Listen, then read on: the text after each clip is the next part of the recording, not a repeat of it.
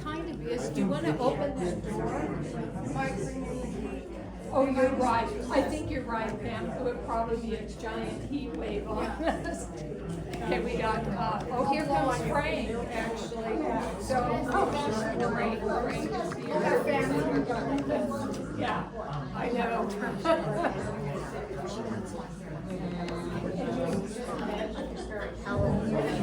All this happens because you're great. I want to thank you all for coming today, and a huge thanks to Leslie Fox right over here, our our branch manager. They have been very kind in terms of collaborating with our Los Ranchos Historical Society. Also, I want to thank the village of Los Ranchos for, at the last minute, letting me run over there and take pictures of some of the Southwest collection that they have enlarged on the wall. I want to thank Alan. Where is Alan? Alan is right there. And I hope you will all file up here after the talk and see his amazing painting. Alan is painting churches all over New Mexico. And this is the San Jose Chapel that used to be kind of where our barn is, that was washed away in one of the big floods. But people went in there and they grabbed the statues, and the water was very high, and then they went to higher ground.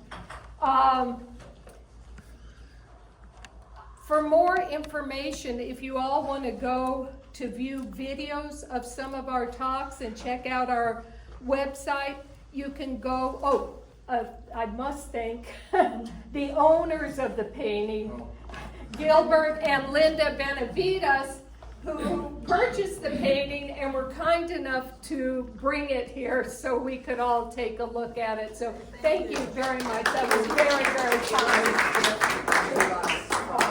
Oh, that's wonderful. A gift from Alan. That is very kind and very wonderful. But you can check out our website at Los Ranchos Historical Society.org. And most of all, I want to give a huge thanks to David Montoya and his family. We have been asking David for a very, very long time to speak. And as many of you know, he's a longtime resident of Los Ranchos, a farmer, a rancher, a community activist, and a business owner who loves agriculture. David inherited his grandfather's love and respect for the land, and he recalls as a youth visiting nearby pueblos when he was young, and he remembered his grandfather spoke Tewa and told him he was proud his family had Indian blood. David recalls, when my grandfather came and saw the land, he fell down on his knees and he was lifting up the dirt. He loved it. The land was so good. He raised so much. He was able to feed all his family. Thank you, David, for being here. Well, first of all, thank all of you for attending. I've never done this before, so I'm not. So I'm pretty nervous. I usually don't do publics. I never do publics, and you'll notice that. So hello everyone. I'm David Montoya. I was raised actually right up the street by El Pueblo and 2nd Street, and our grandparents lived at El Pueblo, 4th Street at El Pueblo. Our families actually we've been in New Mexico since the 1500s, 1598. Our families on both sides have been here forever. But in the village of Los Ranchos, our roots run in the Los Ranchos area. And I think, first of all, you should probably know that my grandparents were both born in 1888. And see, I'm really old. And my mom and dad were born in 1918 and 1919. And yet my father was actually raised by his grandparents because his father, my grandfather, died when he was 8. So all of them are sort of old-fashioned. In a lot of ways, I am too, and you can kind of see that. So sometimes some things are kind of hard to believe in some of these things when you look at things from our perspective. First of all,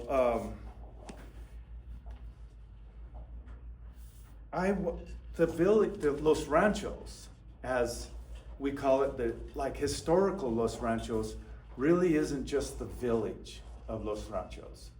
The village, that we think and know about now, is really confined to it started around Guadalupe Trail and Rio Grande and more to the south, but it was fairly small when it first incorporated in '59. And but Los Ranchos was considered everything, basically, if you think about Paseo del Norte being the dividing line between Ranchos, Los Ranchos, and Alameda.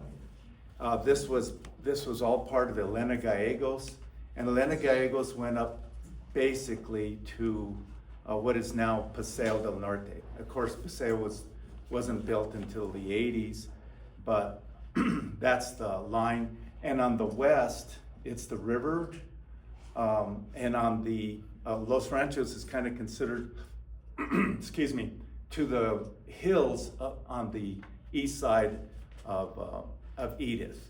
So this spot that we're actually in is in historic Los Ranchos.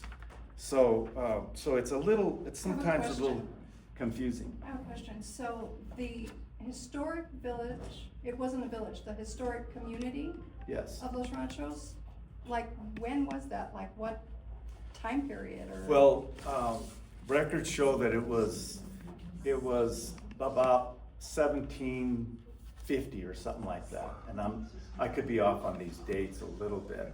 I know Alameda was incorporated, was first settled in 1710, and Los Ranchos a little bit after it. And all the communities, like Los Ranchos, Los Gregos, Los Candelarias, Los Duranes, all of these were separate communities. But if you think about Ranchos was confined to the western edge of Elena Gallegos. And Elena Gallegos went to the mountain peak, to the valley, to the river. And so this map kind of illustrates all these different communities. And some of them, they'll be surprising to you, because like Los Gallegos, they don't, you don't hear much about it. El Rancho is more or less where Edith is around the church. I think that's where El Rancho was. And Los Garcias, I'm not exactly certain where that was, but this map kind of shows it. So.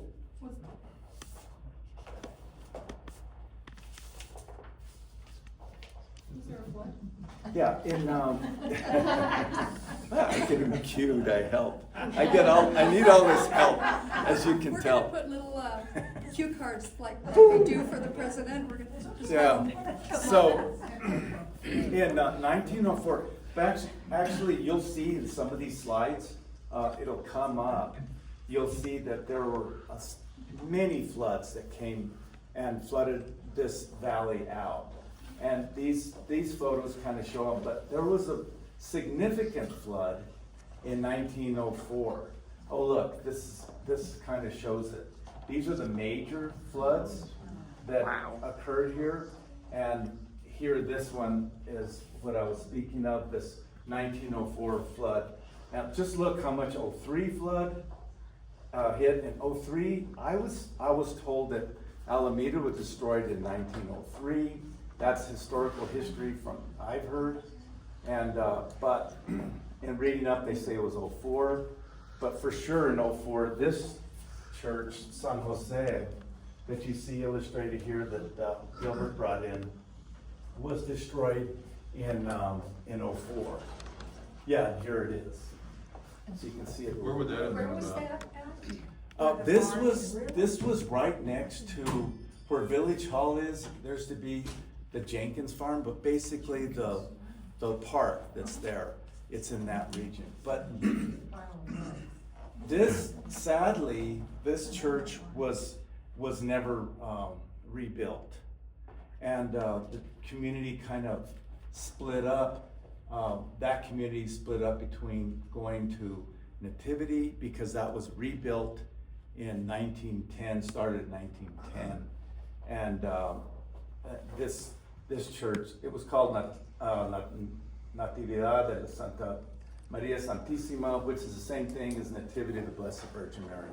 And that's, of course, the church that you see at 4th and El Pueblo. And that was, 4th and what used to be 4th and used to be Corrales Road.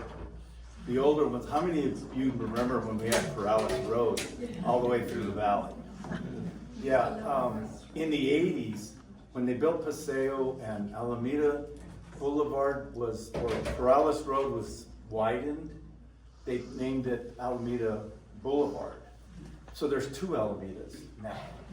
There's Alameda Street and Alameda Boulevard, but it used to be Corrales Road. So Nativity was rebuilt about 10 years later. And this time, when the Alameda was built, the church was actually on the east side of the river. It's hard to believe, but the river meandered a lot.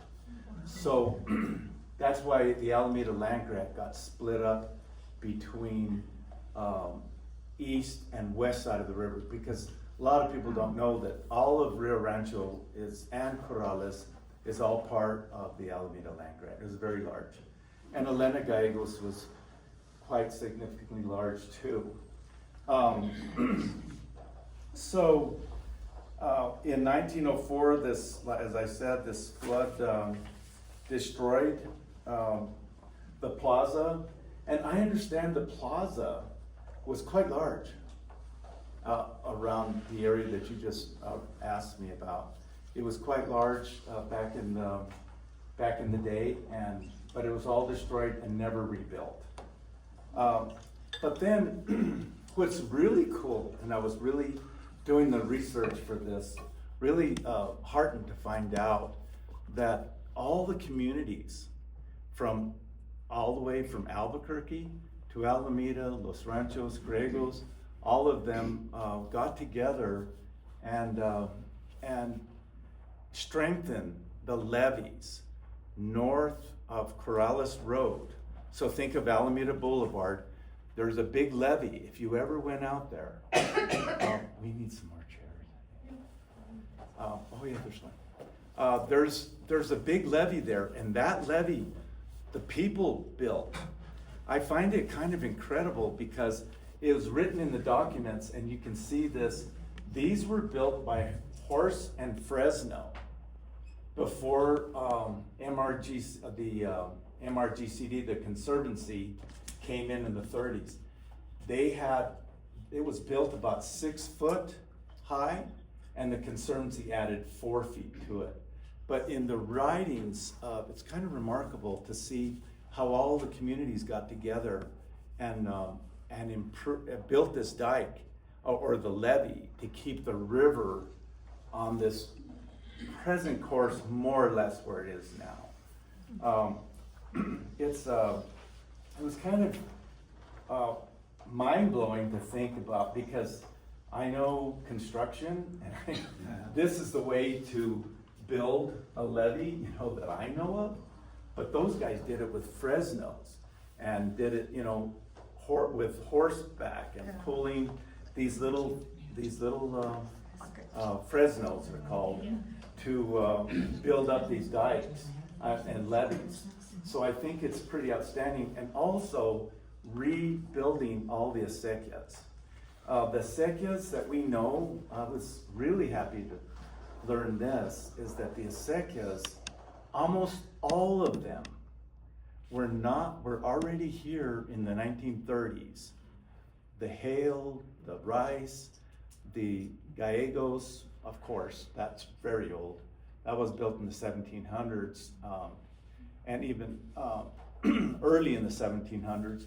But of course, the chamizal and the Alameda, what we call the Highline ditch that goes along Edith, all these are very old. And I was surprised. I thought they got built. I was always told that they were built in the 30s and 40s, and that's not true. All of them were here. And so that's really eye-opening to think of the people in these communities that lived in Los Ranchos, Griegos, Duranes, the list that we just talked about, built all these acequias. And so the Conservancy did not have a license to build new ditches. I was really surprised to hear that, because that is something that I had no idea about. So the Conservancy didn't build them. But now, of course, the Conservancy built the Alameda Drain, which if you go across 2nd Street right here, you'll see that Alameda Drain, and that's what actually changed everything in our valley. The Corps of Engineers, along with the Conservancy, built these drains, and they actually saved the valley. Because there's a survey, if you look at these surveys, much of the land had been turned into salt marsh land that was not very arable. And people worked so hard. If you look at the old maps, you'll see drains that go down to the river, constantly trying to drain the land until Alameda was built and the Gallegos. And does anybody here remember there used to be another drains, much like the Alameda drain, that paralleled Rio Grande Boulevard? Yeah.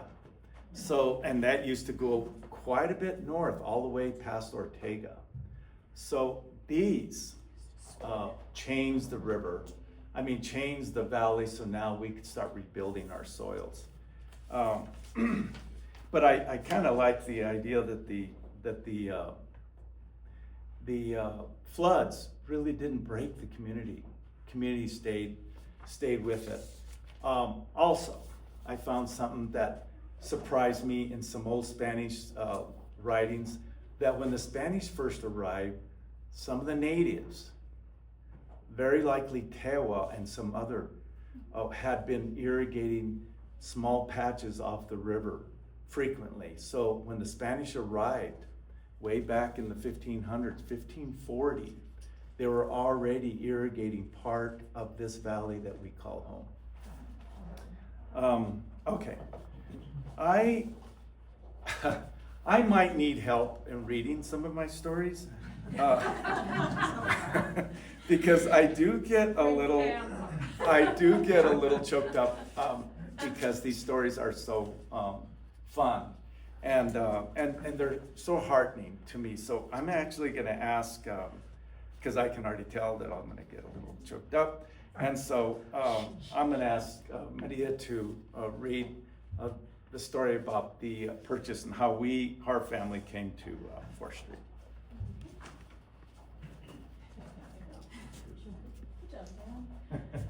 I'm Maria Montoya. I'm David's daughter. He's got 5 daughters. I'm the 4th of 5. So this is written by my father, and I'll just read it in his voice. So this is a story told to me by my mother, Priscilla Abeta Montoya. In the year 1919, while living in Sabinal, New Mexico, north of Socorro and south of Belen, the young Abeta family was summoned to go north to Alameda in order to care for the children of the recently widowed Don Juan Chavez, a wealthy businessman and trader on the Santa Fe Trail.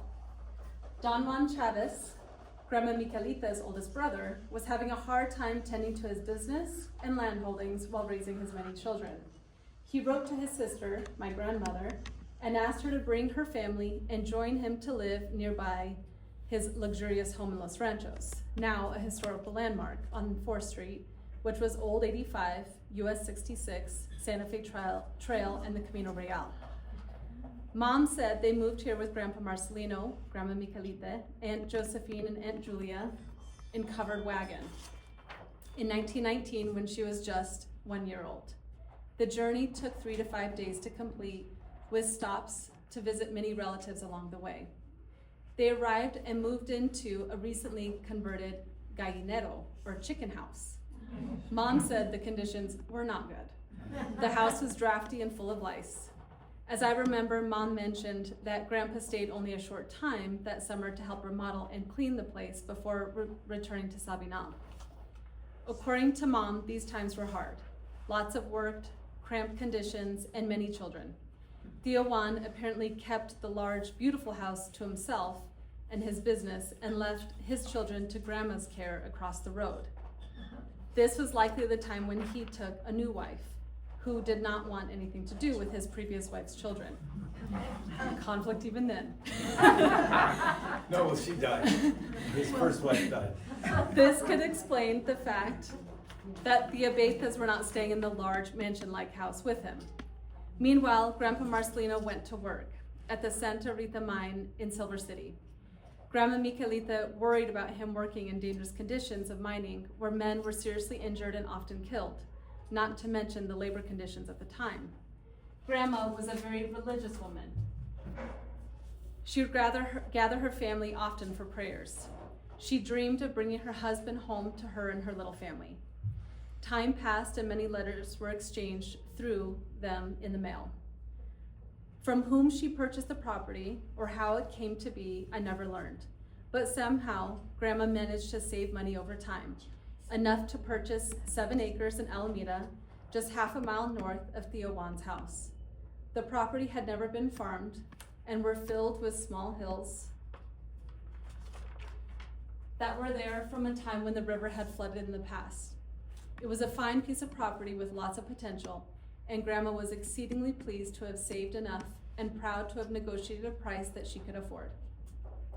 The complete details of the purchase I do not remember, but Grandma paid little by little over time in order to accomplish her goal, never telling Grandpa what she was doing with the money she had made and the bit that he had sent home from his job at the mine. The day came when the purchase was complete, and Grandma waited for the time Grandpa would visit and wrote him to hurry as she had a big surprise. Her letters became more and more urgent over time, and Grandpa wondered what was the reason for such urgent pleas. Was there a problem? Was she pregnant? What was the hurry in bringing him 200 miles back home? Finally, after some time, he arrived. The journey had been long by train and horseback. And wagon. He arrived with gifts and smiles for everyone. They were all surprised to see him, but most surprised was Grandpa, as he noticed Grandma had a huge surprise for him. They walked the half a mile north, and Grandma said to Grandpa, "Here is your gift. It is all I have." And she showed him the land. Grandpa stood speechless, lifted my grandma into the air, and fell onto his knees in the dirt. He laughed and cried and picked up the earth with his hands. He washed his children with the soil in his hands and gathered them with Grandma in his arms and prayed and blessed the ground. So happy was he that the tears running down his cheeks made mud on his face, the same mud that slowly appeared on everyone's faces. Grandpa prayed until the sun fell. He crossed and recrossed the property, its length and its width. Every time my mom would tell this story, she would cry, remembering the joy and the blessings of God, and I cried too, now remembering it.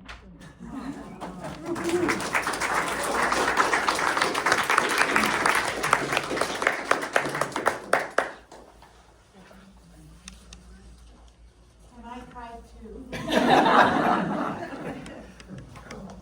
Our family's a bunch of babies.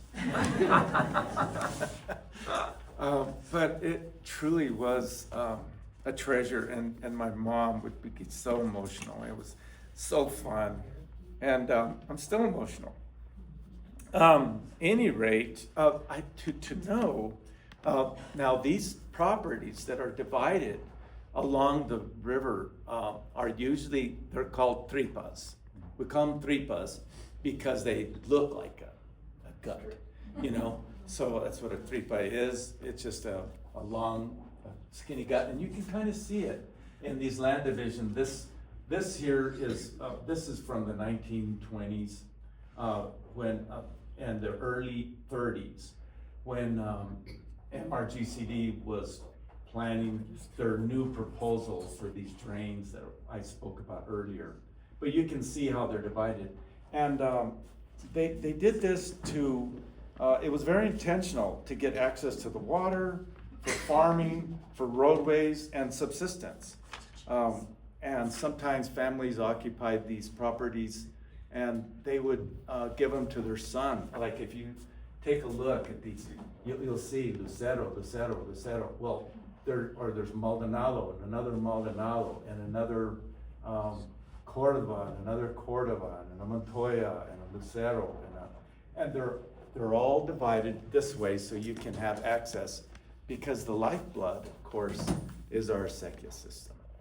And so that's why these things were so intentional. This land that my grandfather leveled needed a lot of work. It had been leveled, it needed to be leveled, of course, to be farmed. But once it was ready, my grandfather wasted no time. And you can kind of see these early drawings just trying to get it just leveled. And he did, remember all this is done by using a plow horse and mules. Even when I was a little boy, he still had mules and horses. And he was one of the last ones that I know. Well, there was another one too, off of Edith that used horses. And it was beautiful to see.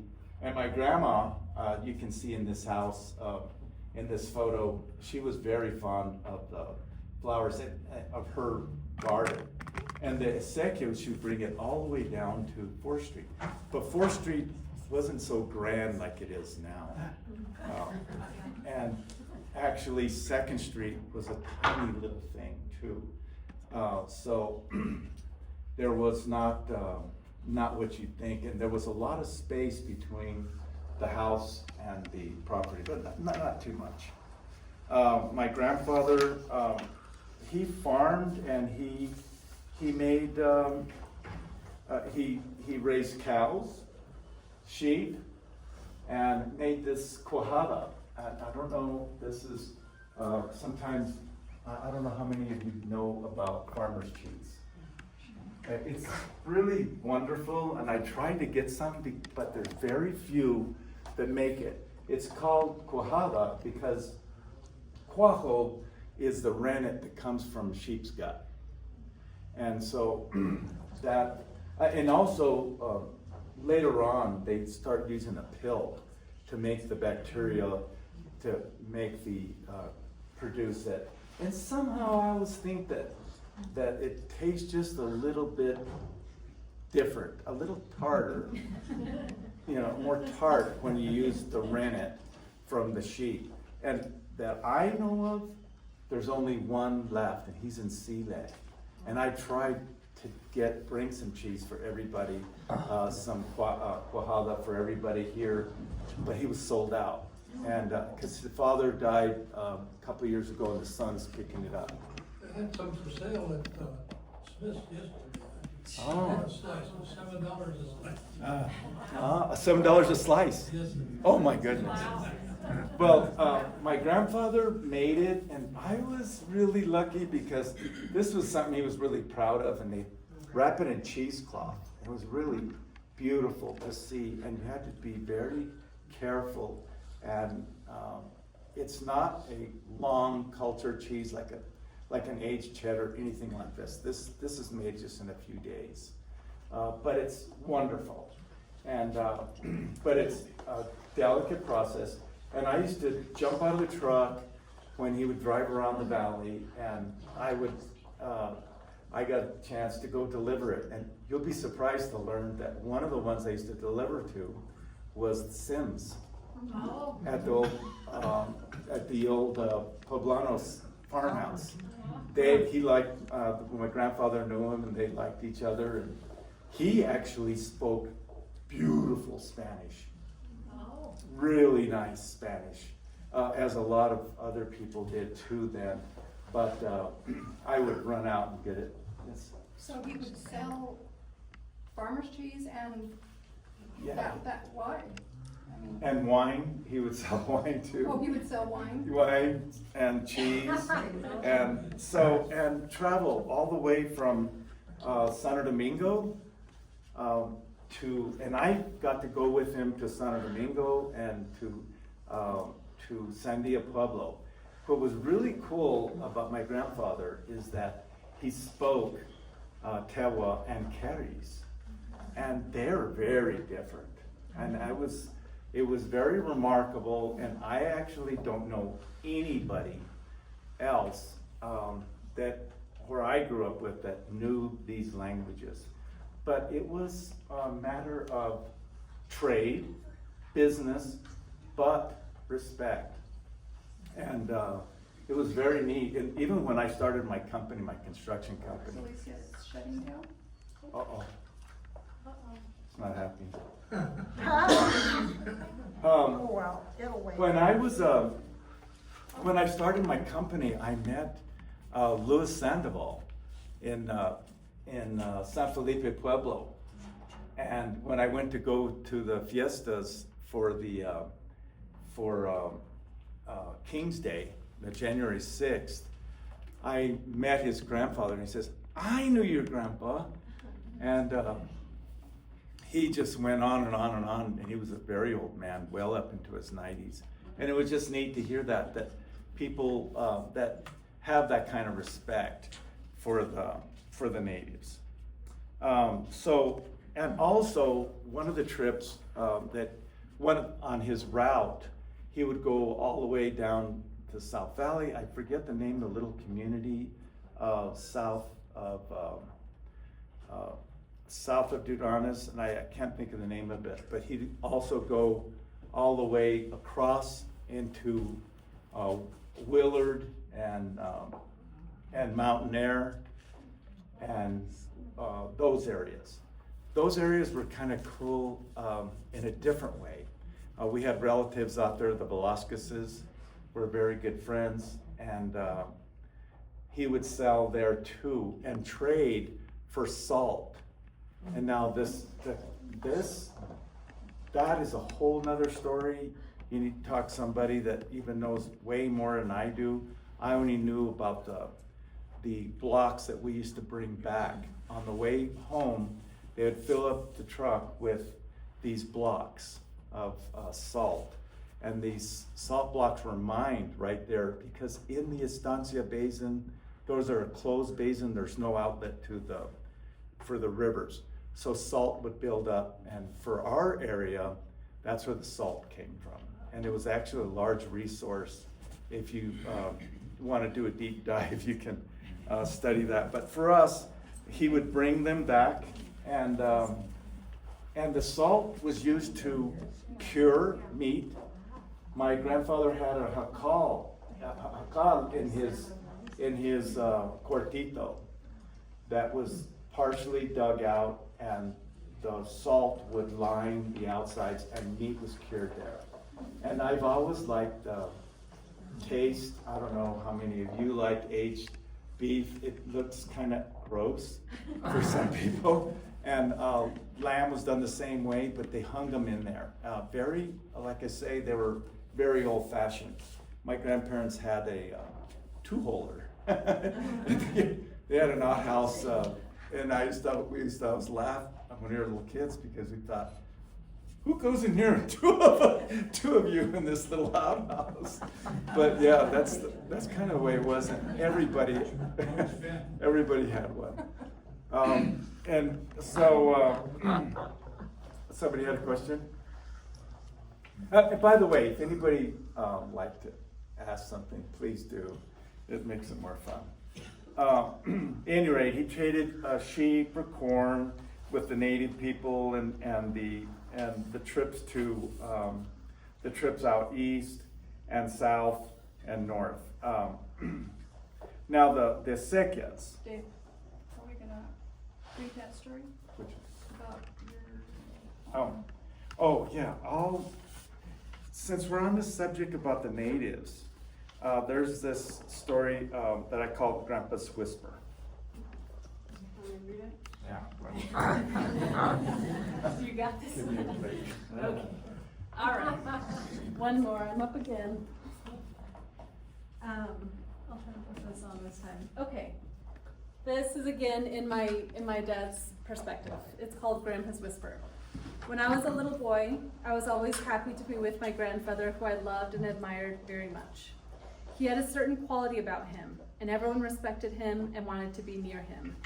It may have been his charisma, generosity, or good nature. More likely, it was because everyone was so important to him that he was loved so much.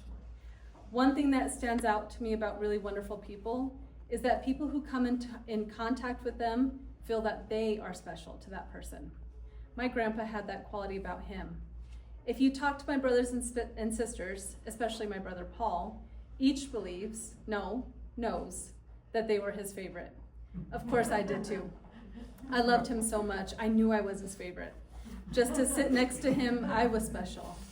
And I, like Clarence and Thomas, would love to sit next to him and rub his hands. He would give us a nickel or maybe even a dime to rub, but the money mattered little. It just added to the joy of being in his presence. One early evening, on a cold winter's day during the Christmas season, we all sat in the warm sala of our living room of mi abuela's. We faced the east toward the kitchen, and I could see the kitchen table. On top of the table, I remember an old blue enameled metal vase where the silverware was kept. The large gas heater warmed the thick terron walls of the old beautiful home built by my grandpa. The snow was blowing softly outside, lighting up the storied attic of the abandoned house next door. The shadows were mysterious outside through the sheer curtains as I sat on the right side of mi abuelo and rubbed his hands. His hands were strong and calloused. He genuinely seemed to love the firm rubbing and would open and close his big hand in my little hands. I took all this in, but what held my attention most was my uncle talking to his brother, my aunt, and generally to everyone present in the room.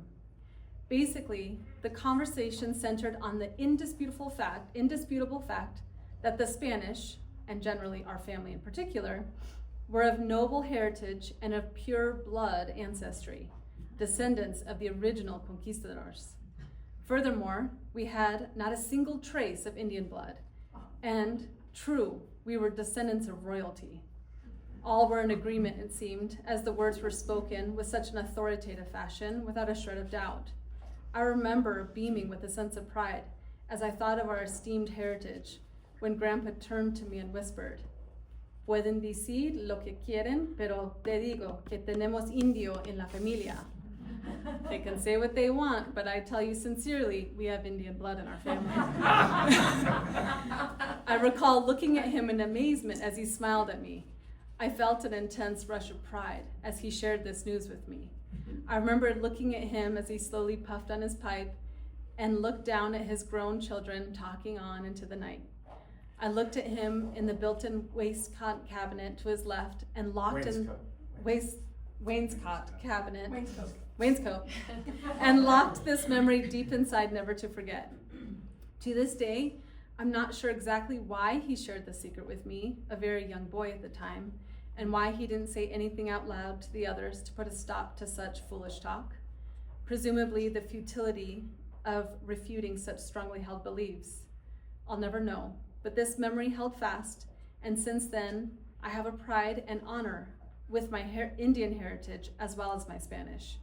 I've always wondered from which side of my family the native blood came from and what tribe, and I hope that someday I will learn the answer.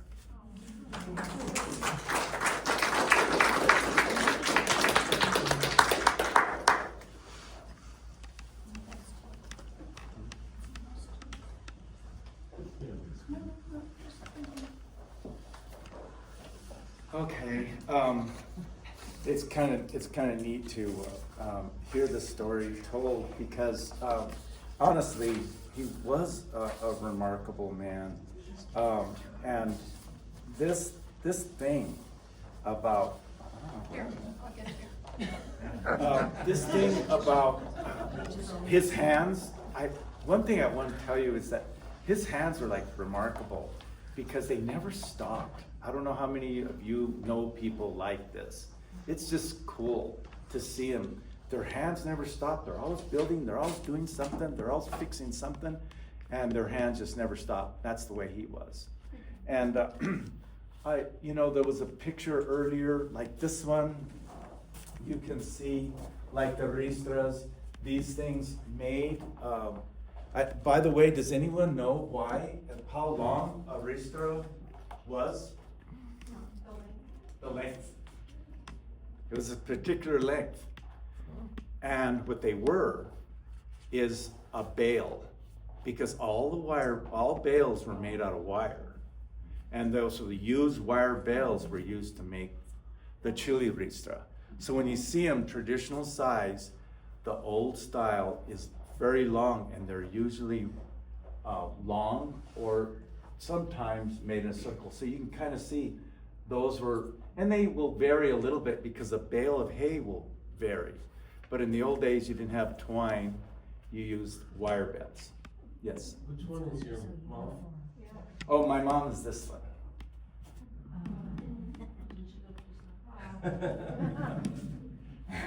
Who are the other girls?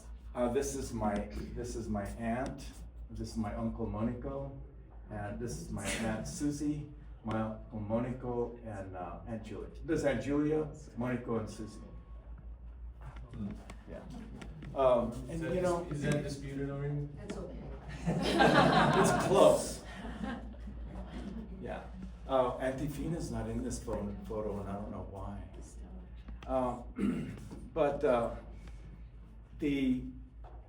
It's kind of neat to, his personality might have been, and my grandma's personality might have been shaped, and they got a very soft part of them because they lost 4 children.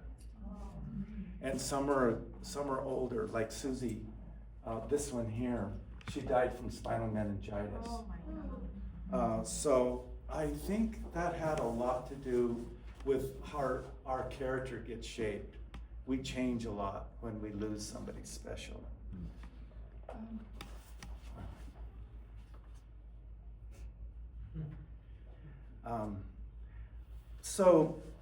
Each spring we would get up. Since this photo's here, these terrons are really cool. This terron is sawed earth. It's not just a regular adobe. How many of you live in an adobe house? I do. And like an old house. If you wouldn't, you wouldn't be surprised, depending on the age, you likely live in a terron house. And those terrons are cut out like this. And they're really neat. My grandfather had a special tool for it that was pulled by horseback and then later converted to be able to pull with a tractor that would cut them off of the playas. And the playas were like where the Amafka drains into the river, that's a big playa.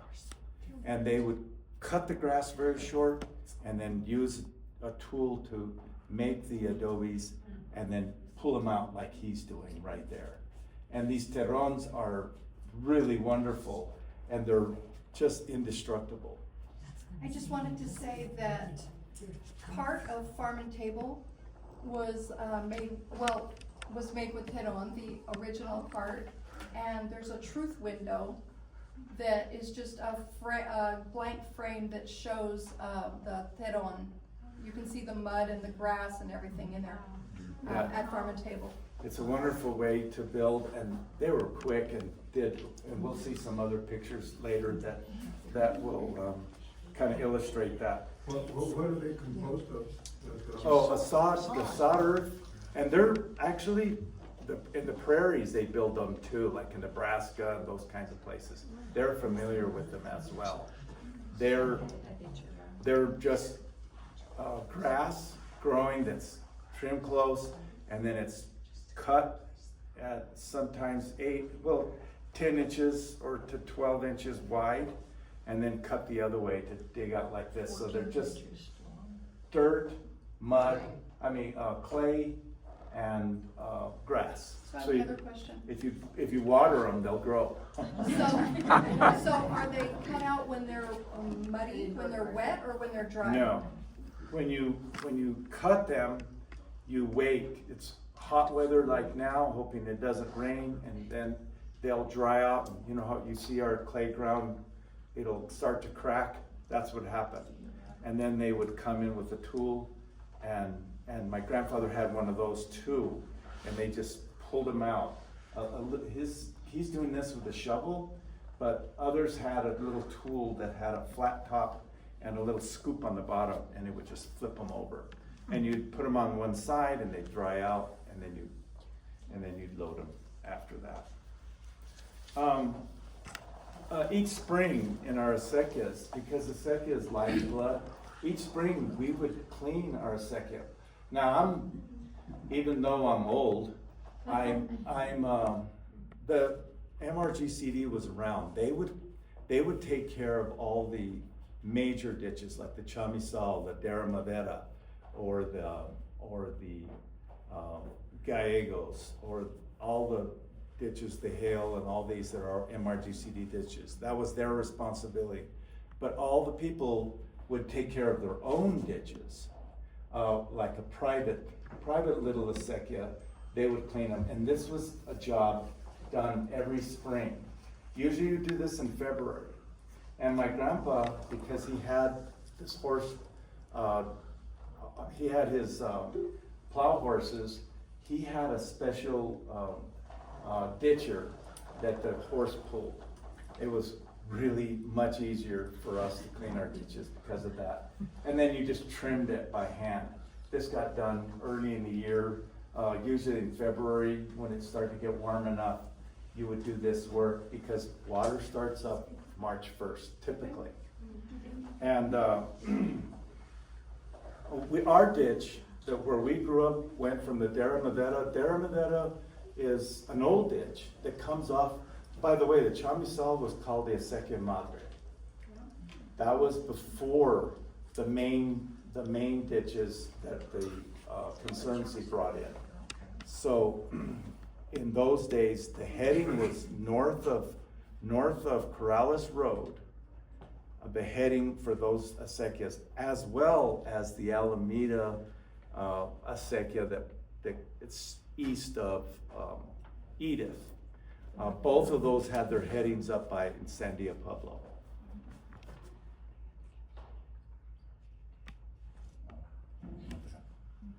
Okay, I'm gonna have to hurry.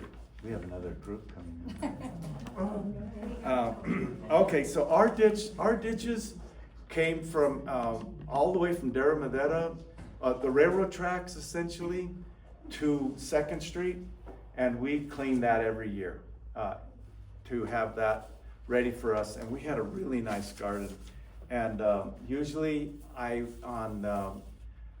my grandfather did the same on his. It went from the Chamisal down to 4th Street, and both of them are about a half-mile length.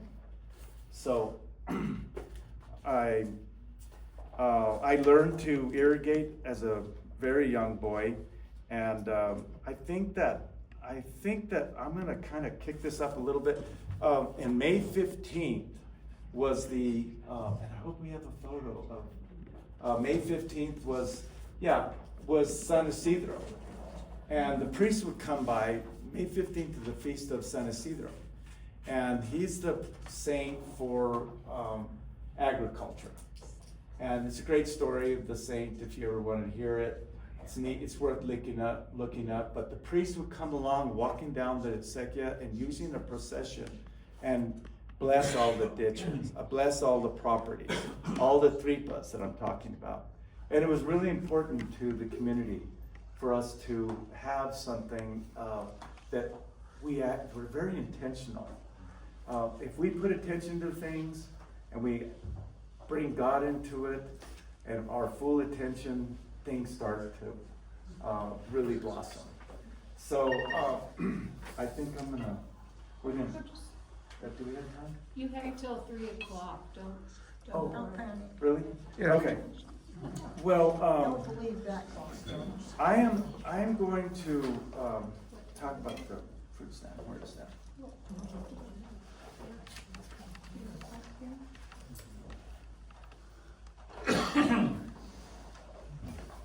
Yeah, that's okay. I wander.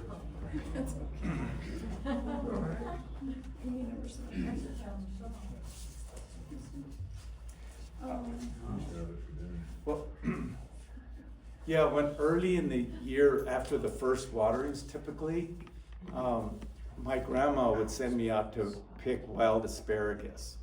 And I got a wild asparagus, you guys know, there's nothing better. And I used to have a little apron, it was really kind of cool that my grandma had, and it would tie here and then it would tie again. So you could just fold it and pick with both hands and fold it, stick it into this apron. And it was, so that was a little chore, and I felt really proud to go bring the most of anybody. I would try to bring the asparagus. And you, everybody knows you gotta cut them and snap them off and then get rid of the ones that have bolted. And even as a little boy, I knew that kind of stuff. And so you would bring it home and get the little accolades because you're a good boy. But that was, you know, the thing is, there was a lot of hard work, but we had a lot of fun. We didn't mess around with TVs, and my father was very old-fashioned, as I said before. But I want to show you something that you might not know. Does anybody recognize what's here? This is cotton from our cottonwoods. It's all over my front. Yeah, is it all over your house? Yeah, the old mature female cotton put out these that are called tetones. And we used to play with these and hit each other, and I'd throw them at you guys if they wouldn't beat me up. But they kind of hurt when they're younger, when they're less mature. But when they blow up and explode, they're like this. And believe it or not, yeah, I'll pass these around. Believe it or not, my mom, which was a tradition, made pillows from these. And, yeah, we made pillows from this cotton. And it is hard to work with. And so I have a little story about it. I have a little story. Will you go ahead? Yeah, I'm gonna read it. Okay. Okay. It's the small things that matter. Gather the cotton.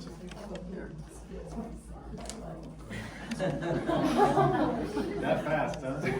Jen, you can do it. Okay. Gather the cotton and I will make you a pillow, she said. I can't look at this. Is it tetones? Tetones. Tetones. Okay, and the beautiful cotton silk, especially in the windrows along the Acequias, without remembering the striped black and white cotton pillows my mom made. I loved the pillow she made just for me. I loved the way she combed the seeds off in a ball. I loved how her hands moved so quickly removing the husks. She would fluff the silky light, shiny cotton and tell me my hands had to be perfectly clean when we worked the cotton.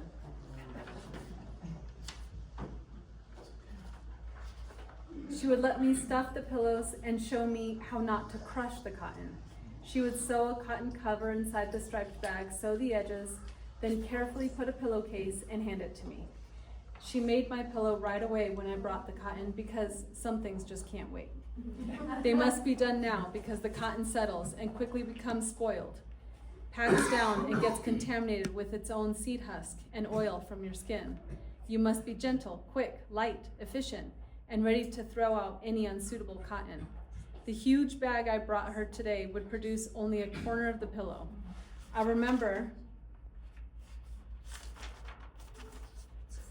being disappointed. She reassured me, get more tomorrow, and she would finish. She folded everything and put it under the sewing machine. She gave me a kiss and told me to go and play. She threw the wasted cotton ball at me. It's the small things that matter.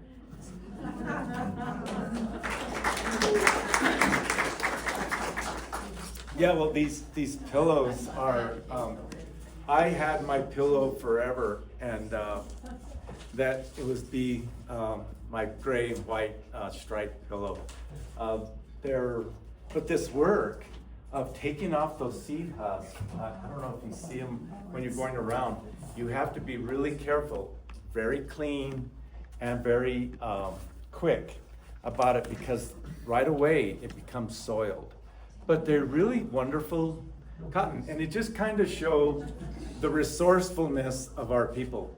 They didn't grow cotton here, but these were our pillows, and they were what I was used to. Okay. Growing up, Well, yeah, growing up, we had a large family garden ourselves, and everyone worked on it. My dad, mom, and we built our own fruit stand too, right at Second and El Pueblo. And I'll just tell you a little story that one time I remember somebody came by, and I gave them, they gave me $5 or something. And at the fruit stand, you didn't see that much, and that was a lot of money, and for whatever reason, I just stuffed it in my pocket. And but that wasn't the proper way to put the money. And my dad came to me and he said, "Did you give that nice lady, her correct change?" And I said to him, "Well, she went away happy."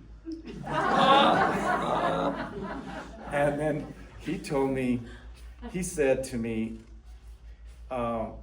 if you cheat someone because you're clever, or you cheat on someone because you're careless, are they still cheated? And so that sticks with me. So we're supposed to be responsible with what we have. And we have to take care of the other too at the same time. So nothing, and I learned, and so my mom gave us an iron like this, and the money had to go here under the iron until we gave the proper change, and then it could go into the box, not shoved into your pocket. But it was $5! Okay, so right now, I think we should take a break. Wait. Didn't your mom used to like dry fruit? Oh, yeah. My mom, you have to look at this. My mom, she was like my grandpa. Those hands never stopped moving. It was just incredible. And she would put away fruit leather. The fruit leather would usually come from windfall fruit. We didn't waste anything. And quickly, we had paring knives, and quickly those knives would cut off all the bad, and the little ants, they were gone. And we just didn't waste. And actually, funny thing about it, a lot of times that windfall fruit is the best. It is, it's right. You want that perfect little pear, but the one that's down there that's ripe and maybe bruised is many times much better, and it produces tremendous fruit. And so she would dry and make fruit leather, and she was very, very proud. And these are kind of some of this was like an illustration of what she had. This isn't mine. But these were very big. But this was just for her illustration purpose. My dad made it. What was it called? It was a solar It's a solar dryer. Oh. She didn't like to use the air dryers and all Pick it up those. so we can see it. Oh, okay. This had a top that I couldn't find. I keep this in my wood shop. But inside here is a rack down below.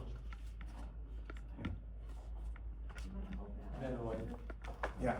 Yeah. And the other one is the same kind of thing, but it, you just put the fruit down here, cover it so the insects don't get to it, and it's a happy little home here. And these, of course, are just little models. So explain how she used them. I mean, she was giving presentations at the 4-H. Oh yeah, she gave presentations here. She gave presentations at the 4-H and she with the extension service, and at the Rancho de los Golondrinas up in Santa Fe too. So she was pretty well known, and again about these hands, they never stopped. She grew this kind of corn, and we would make atole, and we're gonna have a little break. So everybody can take a little break in the hot sun, maybe a little shady, and sample some atole. Is that too quick? Tell them what atole is. Oh, atole is ground very fine blue corn with water, and we add honey, and in this case cinnamon. But you can have it a lot of different ways. I like it cold. I like it room temperature and piping hot too. This is atole, and Tewa is the one like you might see. Oh, my father and mother are right here, and they have Tewa in these little bowls. This is the little cereal, and we had this almost all the time. We had this daily, and I still love it. But all it is ground up, real fine corn and water, and make into this cereal. It's usually blue corn. That's blue corn. It's always made with blue corn. So let's take a little break.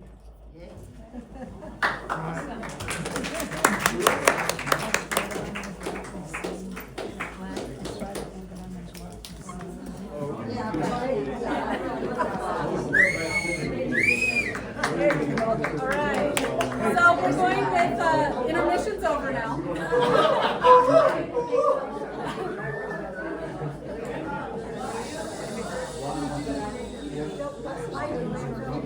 Okay.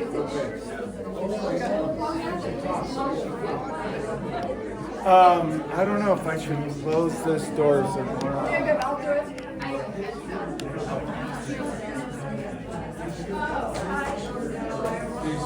All right.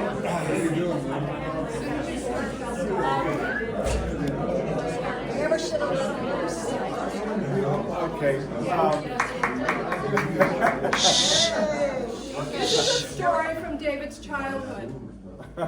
Well, I hope everybody liked the atole that someone knocked us up. Cherie made that, and it's just wonderful. If you have, it's loaded with carbohydrates, so that's good for a lot of people like me. But some people don't like that many carbs, but it's really wonderful. My dad, Tomas Montoya, was in the Army Corps. He worked first in the CC camps for years, and then after the Army Corps, he joined the Corps of Engineers after the war. So my dad, Tomas Montoya, who was in the Army Corps, now working with the Corps of Engineers, said to us, "Let's go. Time to learn to swim." We walked across 2nd Street on North 2nd in Los Ranchos. Back in the day, Los Ranchos bordered Alameda, land grant just a few yards from our house.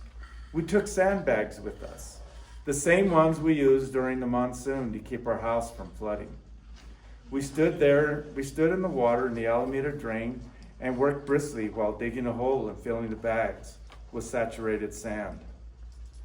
The water was cool and refreshing. We were all barefoot and happy in the hot sun of the early morning. My dad's legs that rarely saw the sun glistened white. He wore a short-brimmed hat that protected his bald head. His neck was very red. Us, Paul, Thomas, Clarence, and me all wore, Paul, Clarence, and me all wore baseball hats, except for Thomas, who wore a hat similar to Dad's. Laughter bounced off the steep slopes of the Alameda Drain as we stacked up the filled sandbags to create a dam in the water. In a few hours, the dam was complete. The neatly stacked sandbags, no more than 4 foot high, notched into the clay portion of the bank. We had fun splashing around, our bare feet in the sand. Even Dad, who hated bare feet, took his big rubber boots off as the dam began to do its job. Well, it's 12 o'clock. Let's go eat, boys. And we were off. We ate lunch right at noon, as we always did, with laughter and questions and wonder about our project right across the street. After clearing and washing the dishes as was our custom, it was siesta time. In our family, a siesta was one of the absolute never missed customs, truly a Spanish-Mexican tradition. The house stayed cool, although it never had air conditioning. Our house was built with terron blocks, as we talked about earlier, sawed earth out of the playa of Alameda. Everyone got their terrons from that area north of Alameda, where the Amafca drains to the river. Mom, as her custom, would even put on her pajamas for our siesta. When we awoke, the day was excruciating hot. We made our beds and went looking for Dad. When we found him, we were surprised to see him wearing swim shorts and a goofy hat. Oh my goodness. He reminded me of Gilligan from Gilligan's Island. My dad was very fair-skinned, not like me. His strong arms busting out of his t-shirt, brown and suntan, were the sharp contrast to his crazy white legs. He said, "What are you doing, boys? Go get your swimming shorts on." We turned around and ran back, put on our shorts, and ran across 2nd Street to the Alameda Drain. The street was blazing hot, but we ran across, not seeing Dad until we got down the steep slopes. Steep bank of the ditch. It was a miracle. The water was clear and beautiful, and water seeped out through the dam, making a spectacular waterfall. Dad was standing with 1 foot on the double-bagged sandbag dam and the other in the mud. The water was cool, and in seconds, it was not hot anymore. "Have fun, boys," my dad said. "Swimming lessons start in just a few minutes." We had so much playing in the cool, clear water that I can't even remember the swimming instructions that day.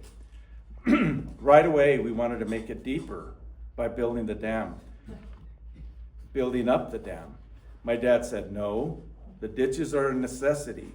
You will learn to swim, but don't push our luck with the Conservancy." In the days that followed, I practiced and learned to swim back and forth along, doing the crawl, the backstroke, and living large. It was a fun time. I'll never forget.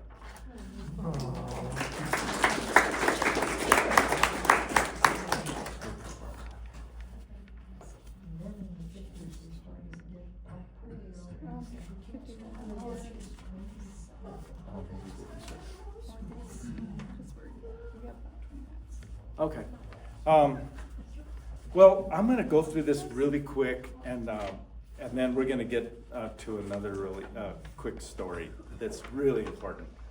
But as a young boy, I was very strong-willed, and they used to call me atrevido. You know, just never stopped. Sort of like my grandson over there. Fruit doesn't fall far from the tree. But my family, my grandpa and my dad, to get me to settle down would use dichos. And I don't know for what reason, but the dichos always made me pay attention. And I'll just share just a few. I have a lot of them that they use. But one of them, and you might like this, is "Dime con quién andas y te diré quién eres." Tell me who you're with, and I will tell you who you are. And another one that my grandpa liked a lot was, mira lo bueno en todos. Look for the good in everyone. You'll be surprised what you'll come up with when you look for the good in them. And another one was, mal no hagas, que bien esperas. Don't do bad expecting good. If we do bad things, it usually returns that way. Mal no hagas, que bien esperas. Don't do wrong, expecting good.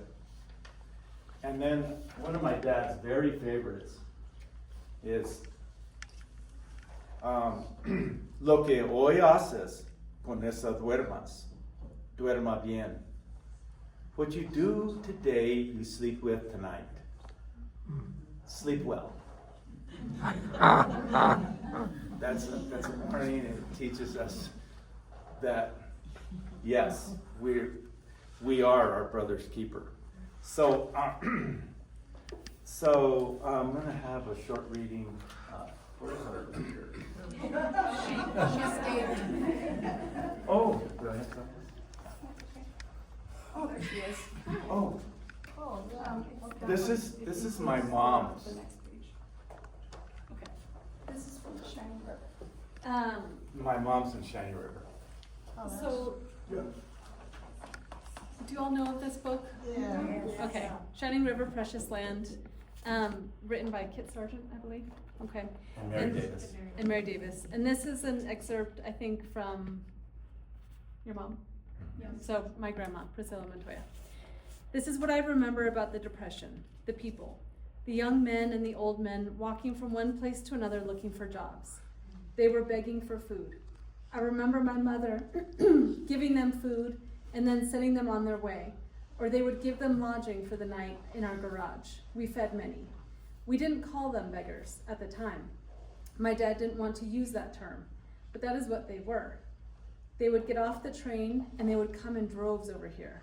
Everyone wanted to chop wood or milk the cows or whatever, just for a meal. It was very sad.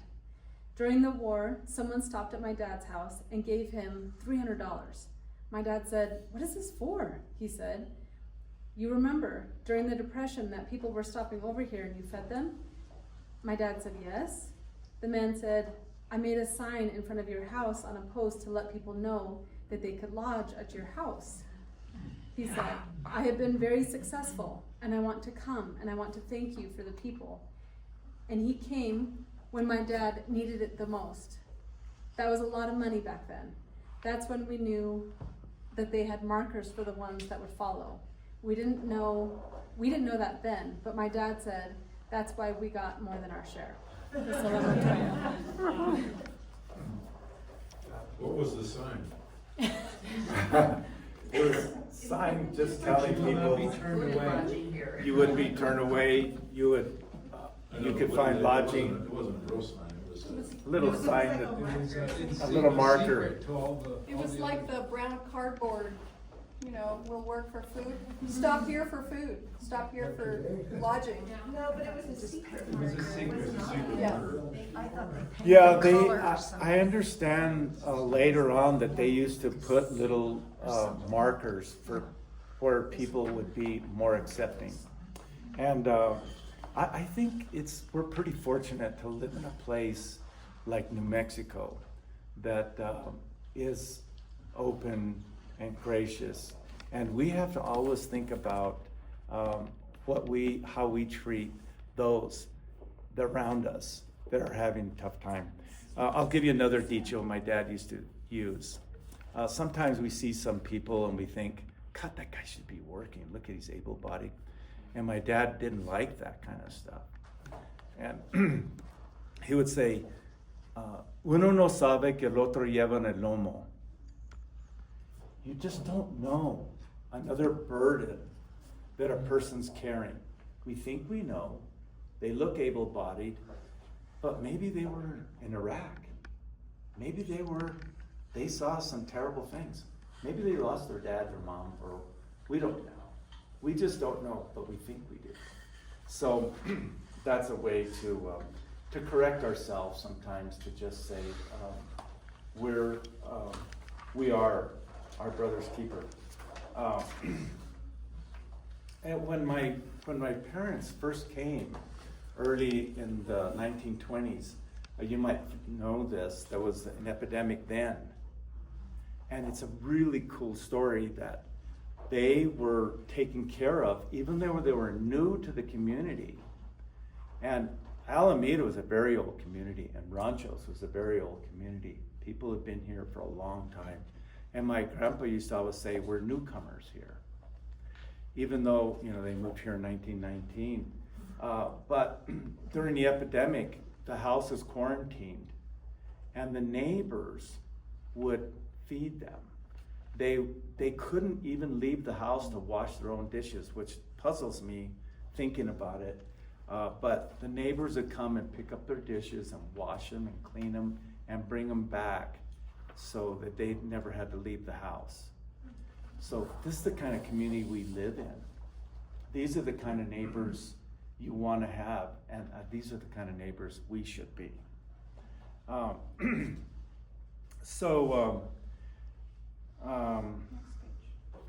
what?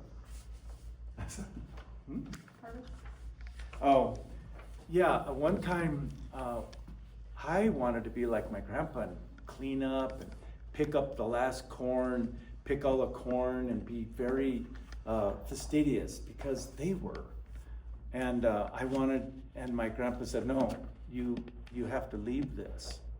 You leave this por lo demás. You leave some of your harvest for the birds, for the poor, and for those others. And I was puzzled about it, but it's always stuck with me.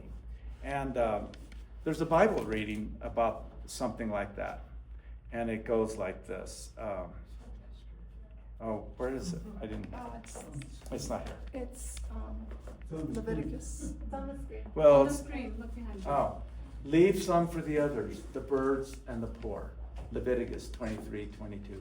It's more, if you read it, it's more beautiful, but you can keep it. I'm going to kind of move along because there's a really neat thing about our area that you got to just hear from Sam Yamamoto.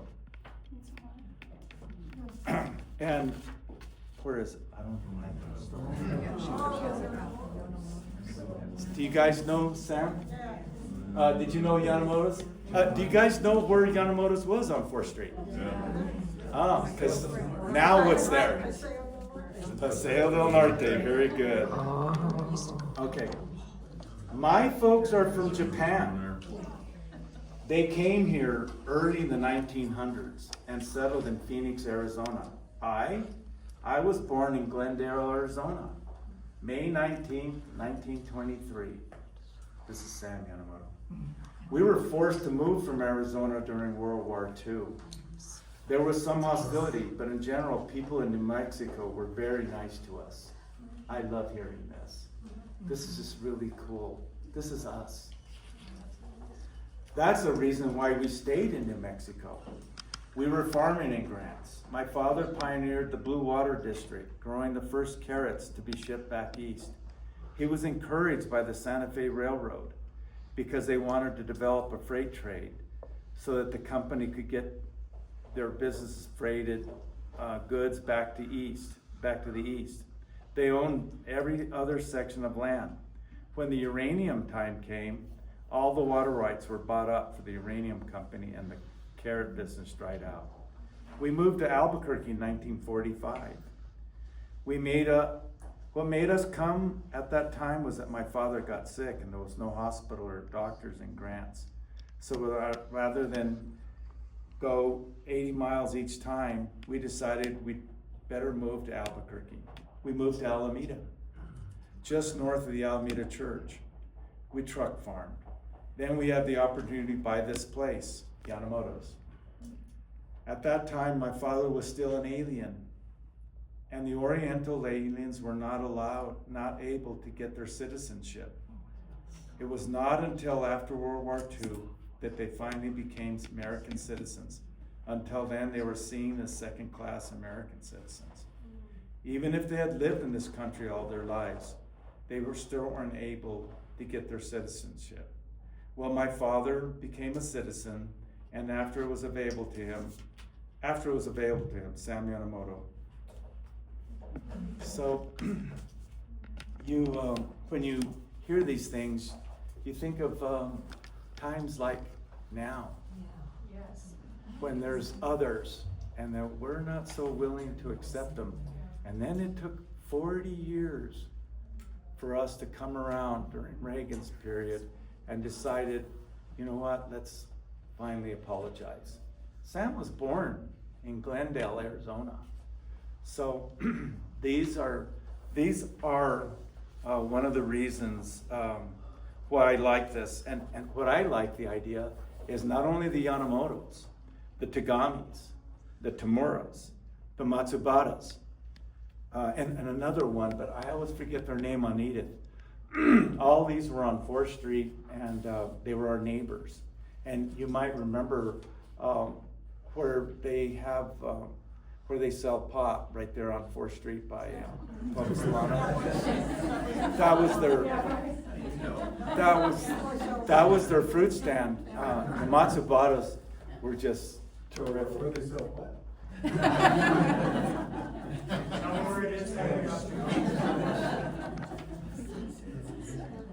Okay. I'm going to skip a little because, we're running out of time. But we're fortunate to live in this place. And, we have people like John Edwards right here that has cherries. My daughter has her permaculture at Farm and Table. People are still doing it right now.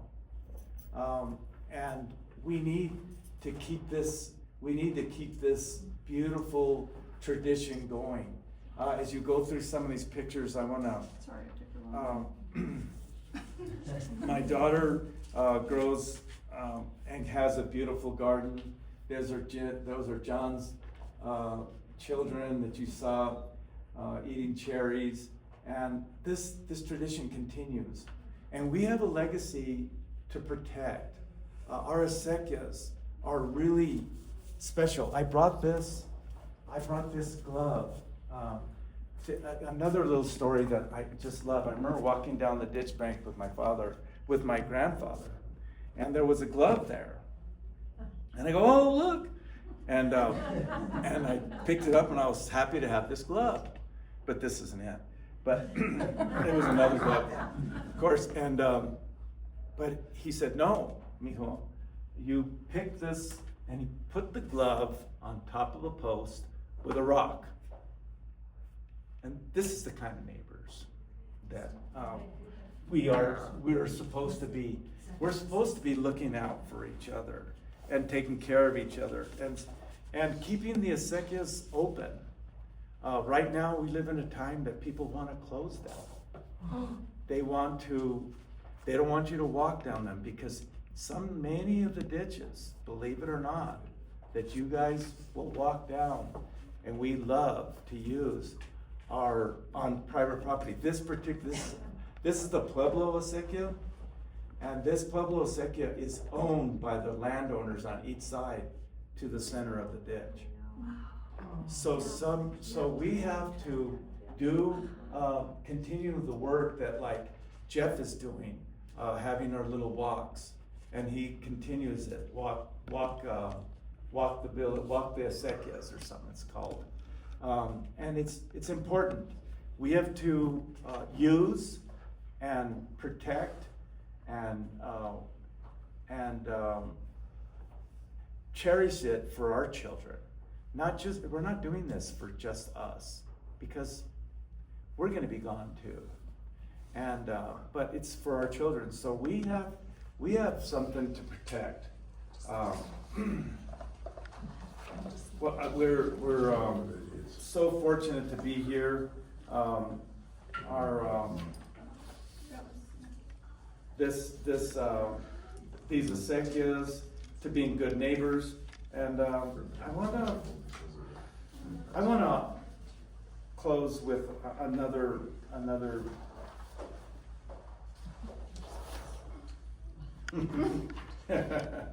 too organized.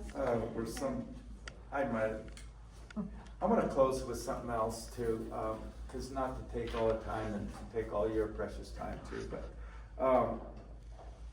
there's another verse that, in the Bible in Peter, 4:9, it says, offer hospitality to one another without grumbling.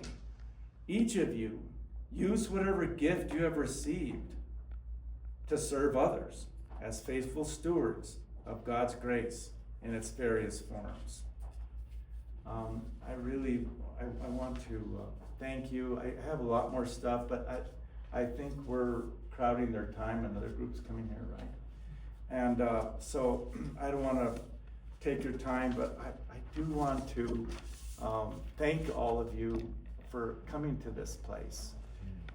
And I want to thank, first of all, Pam. You can see I can't do squat without her.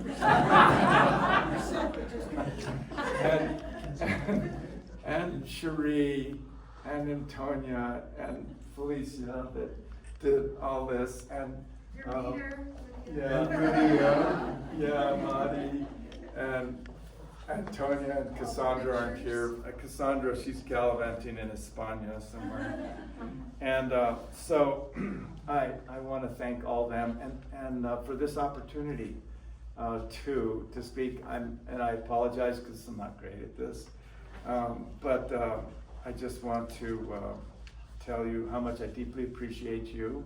And I also encourage you to look around yourselves and find out really the wonderful things that you bring to the world and show the others. Be nice to, talk to that old guy, that old woman that needs friends. Might be in your own family.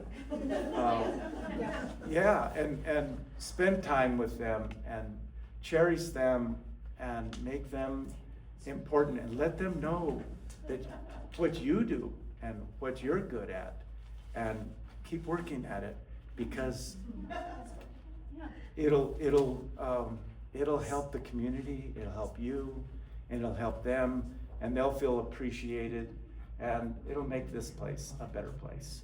Thank you. If there's time, Sharice does Oh, yeah. a little video. Oh yeah, is there any questions?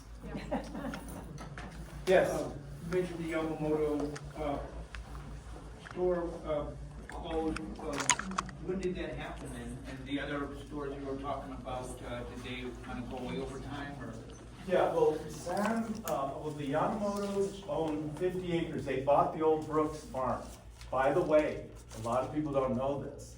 The old Brooks farm was a turkey farm. Many people worked there.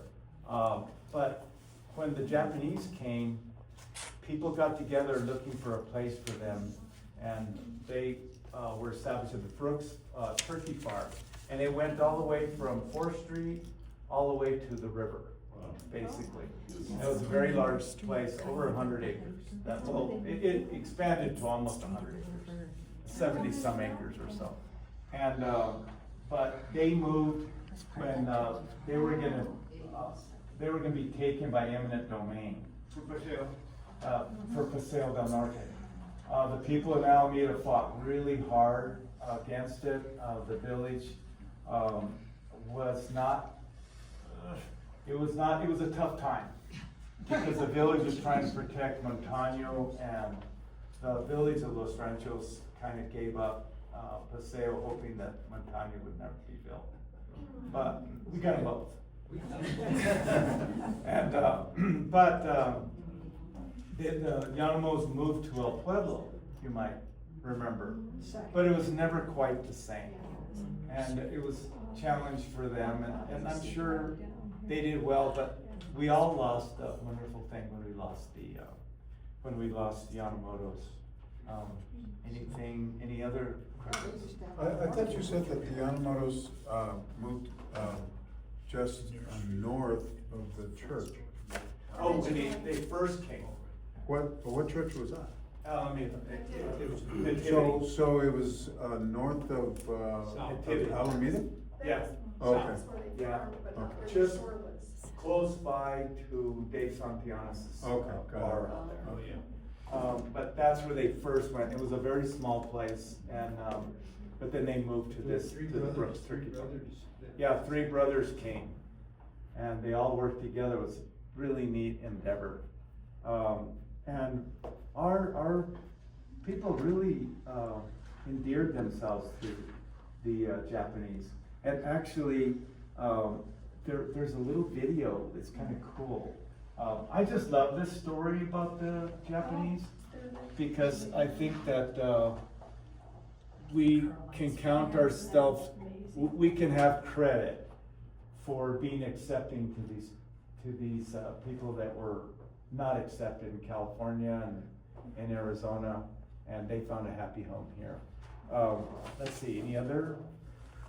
Yes, John. You know what I loved about your talk? Was you used some expressions that I grew up hearing when I went to Los Ranchos Elementary School. You know, the word cuchito. I've never heard that. And I don't even hear it myself. And I remember there was a kid, Jerry Garcia, who lived on Ranchitos. And he always used to talk about that's where he would go. Hang out. And it's a funny kid, but and the ditches, that's how I was able to, it was a fine line between getting to walk and ride my bike on busy streets and that of being on the ditches and not getting me in trouble. In terms of, you don't have to be by the ditch, fear of grounding, but then you didn't want to get hit by a car. But it was the avenues by which you could get around the village. Yes. As a kid.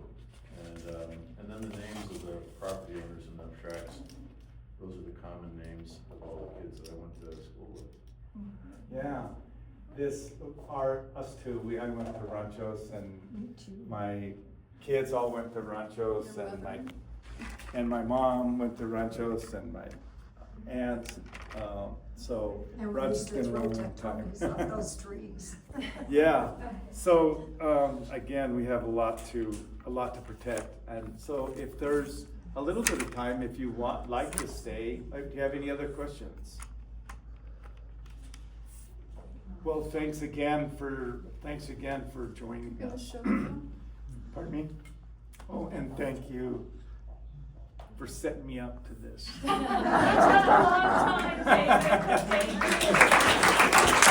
Thank you.